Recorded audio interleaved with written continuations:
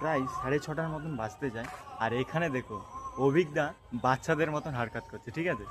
এখানে অভিজ্ঞতা কি বলছে, এই নৌকাটা নিয়ে, নৌকা অথবা বোট, এই হ্যাঁ নদী আছে, নদী না খাল আছে জানি না, এটা নদী নদী নদী। এটা ছোট্টখাট্টো একটা নদী, দামোদর নদী বলা হয়।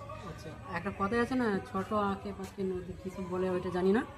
24 ঘন্টা সারাদিন কাটাতে পারবো এখানে। আচ্ছা, নিয়ে পালিয়ে যাই চলো। তো অভিজ্ঞতা বলছে এখানে এই যে বোটটা রয়েছে এইটা এই নদীতে অর্থাৎ দামোদর নদীতে নামানোর কথা বলছে, যে আজকে সারা রাতটা পুরো এখানেই যেন এইভাবে এনজয় করতে পারি। তো এখানে দেখো অভিজ্ঞতা প্রচণ্ড সেই পরিমাণে চেষ্টা করছে, ঠিক আছে, যে এই বোটটাকে দেখো বাহুবলীর মতো একদম ও নড়ছে, তো বাহুবলীর মতন আপ্রাণ চেষ্টা করছে এই বোটটাকে ওই দামোদর নদীতে নামার জন্য, ঠিক আছে।